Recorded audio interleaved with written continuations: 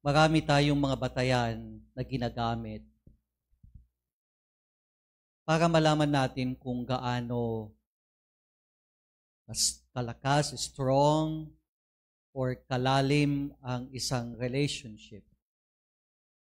Relationship sa pamilya, relationship ng magkakaibigan, relationship ng mga magkakamag-anak. Marami. But the ultimate question is, ano ba yung ginagamit nating batayan para malaman natin kung gaano ba talaga kalalim ang inyong ugnayan? So yung mag-asawa, like for example, how can you even say malalim ang inyong ugnayan ng asawa mo? Paano ba yun? Yung mga magulang sa anak, yung mga magkakaibigan, di ba? Or, para mas simple, paano nyo malalaman kung gaano kayo ka-close? Yun ang lengguwahe ng mga bata ngayon eh. Paano mo malalaman close kayo? Eh yung iba, kasi kumakain kami sa labas, close kami, nagkakami-kami, close na kaagad. But you see, at times or more often than not, yung mga batayang ginagamit natin, they are not actually the real barometer sa mga relationships natin. Because if we base the criterion of Jesus in the gospel for today, when it comes to relationships, hindi yung parang madalas kayong makakasama,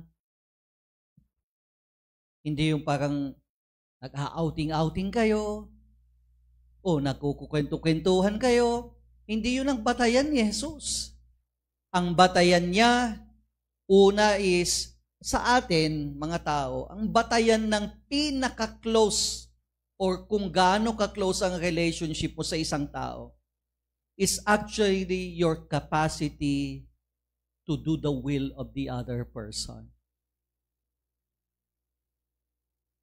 Bakit? Bakit kayo sinasabi ni Jesus dito sa Ebanghelyo, those who do the will of my Father are my mother, my brothers, and sisters? Dahil para sa ating mga tao, ang pinakamahirap na isuko ay ang ating will. And ang pinakamahirap na gawin din ng isang tao is to do the will of the other person at the expense of forgetting or giving up your own will. Pinakamahirap yan. Kaya nga tignan nyo, kahit yung mag-asawa, minsan, ang pinagmumulan ng di pagkakaunawaan is yung will ng isa, ini-impose sa will ng isa, nag-i-imposan sila. Kaya may friction. Kahit mga magkakaibigan, kahit kayo, sasabihin ninyo, mga BFF kayo, okay. Pero pag nagkasalubong ang will ninyong dalawa, nawawala yung closeness, hindi ba? Kaya sinasabi ni Jesus, for you to be able to gauge kung gaano kalalim, kung gaano kayo ka-close sa isang relationship na meron kayo, it's actually, you ask yourself, am I able to do the will of the other person? Kaya mo ba yun? So i-fast forward natin, hindi human relationship, but with the relationship we have with our God, with the Lord. Kung gagamitin natin yung mga batayan ngayon, paano mo malalaman yung isang Katoliko close kay Lord? Every Sunday yan nagsisimba. Pwede naman. Pwede.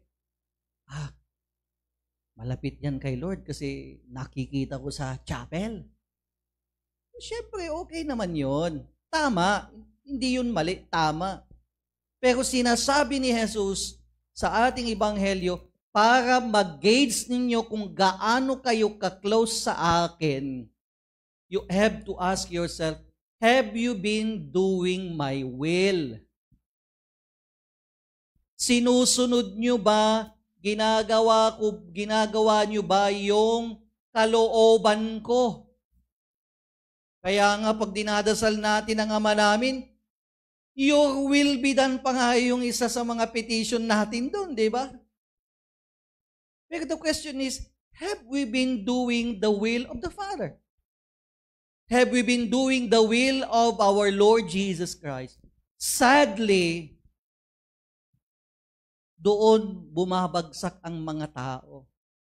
When it comes to spending time in prayer, reading the Bible, yes, attending the Mass, pasadong-pasado tayo doon.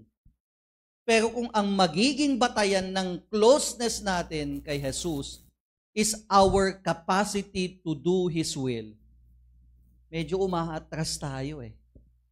Doon tayo nagkakaroon ng problema.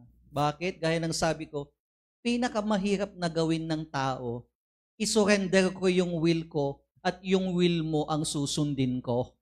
Pinakamahirap yan. How much more with the Lord? Lalong-lalo na, karamihan ng kanyang will, kalooban, kontra sa gusto natin. Hindi nyo ba napapansin na ito yung gusto mo? Kung minsan, salungat yan sa gusto ni Lord. So the test is, kung hindi ito naaayon sa kalooban mo, kaya mo bang sundin ang kalooban ni Jesus? If not, how can we even claim closeness with God? Lagi niyong tatandaan, ang ginamit ni Jesus sa Ebanghelyo, nanay, mga kapatid. Ibig sabihin, blood relation even, and closeness physically. Ito yung mga taong kadikit natin sa dugo, kadikit natin sa physical closeness. Pero sinasabi ni Jesus, yung nanay ko, mga kapatid ko, ay yung gumagawa ng kalooban ko. Hindi niya sinasabi, hindi niyo ka-close yung mga malalapit sa inyo. But the main barometer of closeness with other people and with God is our capacity to do the will of the other. It's a struggle for all of us to do the will of the other. To do the will of the other person, to do the will of God. It's a struggle. Pero lagi niyong tatandaan, at the end of the day, if you want to be close to God, ang batayan niyan, handa ka bang gawin ang kanyang kalooban? And so, my dear brothers and sisters, we pray in this Mass, this grace and this gift, so that we may be able to say, Lord, kung ano yung kalooban mo, yun ang susundin at gagawin ko. Kahit hindi man ito yung gusto ko at plano ko, I will do your will. Because that is what it means to be close to you. We all stand.